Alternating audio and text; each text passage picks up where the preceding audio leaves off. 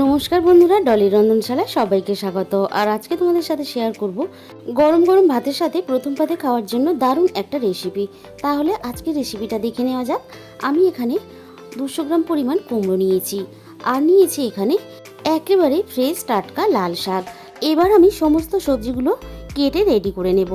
আর আমাদের প্রত্যেকের বাড়িতেই কিন্তু প্রথম পাতের জন্য একটা কিছু না কিছু রেসিপি বানাতে হয়। আর এই তালিকায় যদি এই রেসিপিটা থাকে তাহলে যে খাবে তাকে বলতেই হবে খাওয়া শুরুটা বেশ আজকে ভালোই হলো।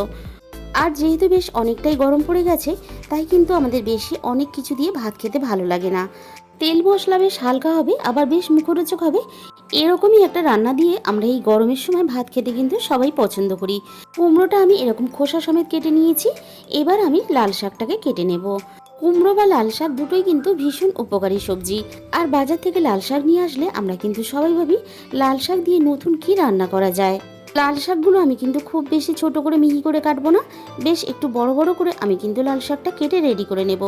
লাল শাকগুলো আমি ঠিক এরকম বড় বড় করে কেটে নিলাম। আর কুমড়োর সাথে আমি একটা মাঝারি সাইজের আলু এইভাবে লম্বা করে কেটে নিয়েছি। আলু আর কুমড়ো আমি খুব ভালোভাবে ধুয়ে পরিষ্কার করে নিয়েছি। আলু আর কুমড়োটা আমি একটা সাইডে সরিয়ে রাখলাম।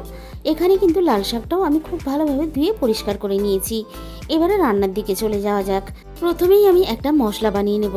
আর মশলাটা বানানোর জন্য আমি প্রথমেই কড়াইয়ের মধ্যে দিয়ে দিলাম 1 চামচ পরিমাণ গোটা জিরে, আর দিয়ে দিলাম এখানে 1/2 চামচ পরিমাণ পাঁচফোড়ন, আর সাথে দিয়ে দিলাম 1/2 চামচ পরিমাণ হলুদ সর্ষে। এবার আমি কয়েক সেকেন্ড মশলাটাকে নাড়াচাড়া করে ভেজে নেব। খেয়াল রাখবে মশলাটা যাতে না পুড়ে যায়, তাহলে মশলার যে আসল স্বাদ সেটা কিন্তু নষ্ট হয়ে যাবে। এবার আমি মশলাটাকে নামিয়ে নিয়ে আমি কড়াইয়ের মধ্যে প্রয়োজন মতো সর্ষের তেল দিয়ে দিলাম। এবারে তেল খুব ভালোভাবে গরম হতে এখানে আমি দিয়ে দিলাম অল্প কয়েকটা বিউলির ডালের বড়ি। এবার আমি বড়িগুলো খুব সুন্দর করে লাল লাল করে ভেজে নেব। বড়িগুলো আমার দেখো প্রায় ভাজা রেডি হয়ে এসেছে। বড়িগুলো দেখো আমি এখানে সুন্দর করে লাল লাল করে ভেজে নিয়েছি। এবার আমি নামিয়ে নেব। আর আমি এই রান্নাটা যেহেতু নিরামিষ দিনের জন্য বানাচ্ছি, তাই আমি বিউলির ডালের বড়িটা নিয়েছি। তোমরা কিন্তু যে কোনো ডালের বড়ি দিয়ে এই রান্নাটা করতে পারো। এবার আমি ওই একই তেলের মধ্যে আরও 2 চামচ পরিমাণ সর্ষের তেল দিয়ে দিলাম। সর্ষের তেলটা খুব ভালোভাবে গরম হতে আমি এখানে ফোড়নে দিয়ে দিলাম অল্প একটু পাঁচফোড়ন, আর সাথে দিয়ে দেবো এখানে একটা তেজপাতা কুচি, আর এখানে দিয়ে দেবো একটা শুকনো লঙ্কা। যেহেতু এই রান্নাটা খুব বেশি ঝাল ঝাল করলে ভালো লাগবে না, তাই আমি শুকনো লঙ্কাটা শুধুমাত্র ফ্লেভারের জন্য দিয়েছি। শুকনো লঙ্কাটা ছিঁড়ে দিলে তাহলে অনেকটাই ঝাল হয়ে যেত। ফোড়নটাকে আমি হালকা নাড়াচাড়া করে ভেজে নিয়ে আমি এখানে কেটে রাখা আলুটা দিয়ে দিলাম। আলুটা ফোড়নের সাথে খুব ভালোভাবে নাড়াচাড়া করে আমি ভেজে নেব। আর বন্ধুরা, সামনেই কিন্তু পয়লা বৈশাখ চলে আসছে। আর পয়লা বৈশাখের দিনে আমরা কিন্তু সবাই একটা শাকের রেসিপি বানিয়ে থাকি। প্রথম পাতের রেসিপি হিসাবে শাকের এই রান্নাটা তোমরা বানিয়ে নিতে পারো। আলুটাকে খুব ভালোভাবে ভেজে নিয়ে আমি এবারে কেটে রাখা সমস্ত কুমড়োগুলো দিয়ে দিলাম। আর খোসা সমেত কুমড়ো দিয়ে এই রান্নাটা করলে খেতে বেশ ভালো লাগে। আর এই রান্নাতে আমি কিন্তু কোনো রকম জল ব্যবহার করব না, তাই গ্যাসের ফ্লেমটা একেবারে লোতে দিয়ে আমি একটু সময় নিয়ে এই রান্নাটা করে নেব। কুমড়ো আর আলু একটু নাড়াচাড়া করে ভেজে নিয়ে আমি এখানে একটু চাপা দিয়ে দিলাম, যাতে কুমড়ো আর আলুটা একটু নরম হয়ে আসে।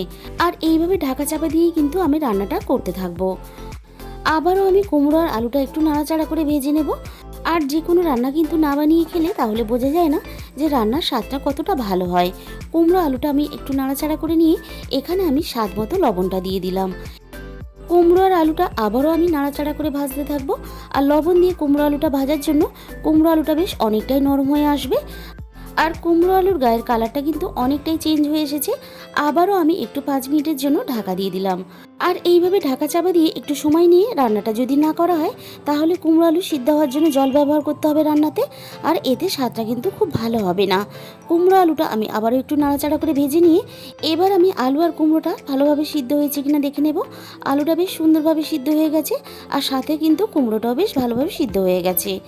আর কুমড়ো রান্নাতে ব্যবহার করলে তাহলে অল্প একটু আদা না দিলে কিন্তু খেতে ভালো লাগে না।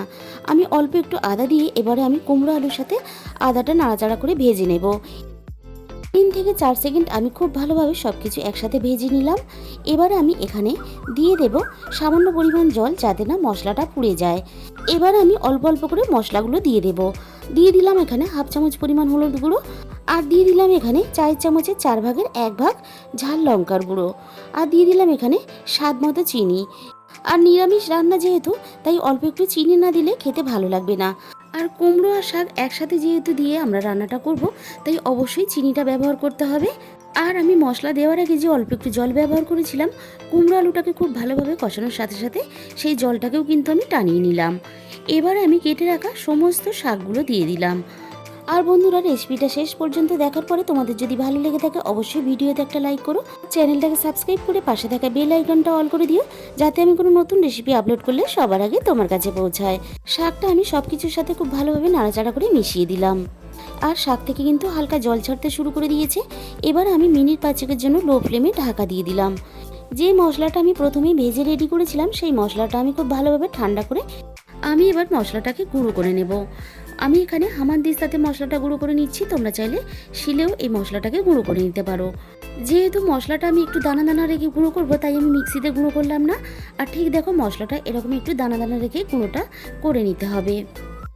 এবার আমি এদিকে কড়াইয়ের ঢাকাটা খুলে দেখে নেব। দেখো, শাক থেকে অনেকটাই জল বেরিয়ে এসেছে। আর শাকটাও দেখো এদিকে খুব ভালোভাবে কিন্তু নরম হয়ে গেছে। সব কিছু আমার এখানে খুব ভালোভাবে সিদ্ধ হয়ে গেছে। আর যেহেতু এই রান্নাতে কোনো জল ব্যবহার করবো না, তাই এরকম রস রস থাকা অবস্থাতেই আমি ভেজে রাখা বড়িগুলো দিয়ে দিলাম।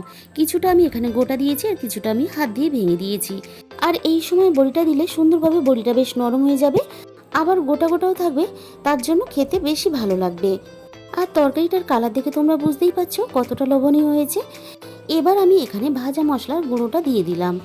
মশলাটা সব কিছুর সাথে খুব ভালোভাবে নাড়াচাড়া করে আমি মিশিয়ে দেবো। আর এইভাবে ভাজা মশলা দিয়ে শাক তরকারি রান্না করলে এর স্বাদ ও গন্ধ দুটোই দুর্দান্ত হয়। তাহলে আমাদের গরম গরম ভাতের সাথে খাওয়ার জন্য তৈরি হয়ে গেল প্রথম পাতের দারুণ একটা নিরামিষ রেসিপি। আর বন্ধুরা, তোমরা একদিন হলেও বাড়িতে এই রেসিপিটা অবশ্যই রান্না করবে।